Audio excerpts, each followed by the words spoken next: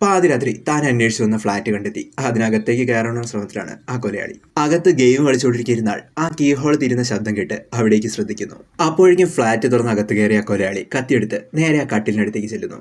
എന്നാൽ പെട്ടെന്ന് എന്തോ സംശയം തോന്നി. ആ പുതപ്പൊന്ന് നീക്കി നോക്കിയപ്പോഴാണ് താൻ അന്വേഷിച്ചു വന്ന ആള് അവിടെ ഇല്ലെന്ന് മനസ്സിലാവുന്നത്. താൻ കൊല്ലാൻ വേണ്ടി അന്വേഷിച്ചു വന്ന ആള് ആ ബാത്റൂമിനകത്താണ് ഒളിച്ചിരിക്കുന്നതെന്ന് കൊലയാളിക്ക് മനസ്സിലായി. സാവധാനം ചെന്ന് ആ ബാത്റൂമിലെ ലൈറ്റ് ഓൺ ആക്കി. എന്നാൽ അകത്ത് ഒളിച്ചിരുന്നവനും സാധാരണക്കാരനായിരുന്നില്ല.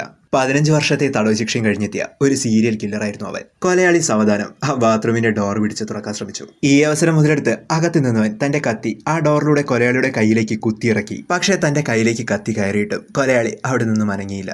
അപ്പോഴാണ് അടുത്ത കത്തി ഡോറും തുളച്ച് കൊലയാളിയുടെ മുഖത്തിന് നേരെ വരുന്നത്. ആദ്യത്തെ തവണ കത്തി കയ്യിൽ കയറിയപ്പോൾ ആ കൈ വലിച്ചു വരാൻ വേണ്ടി ശ്രമിച്ചിരുന്നെങ്കിൽ ഈ രണ്ടാമത് വന്ന കത്തി കൃത്യം കൊലയാളിയുടെ തലയിൽ തന്നെ കയറിയാനേ.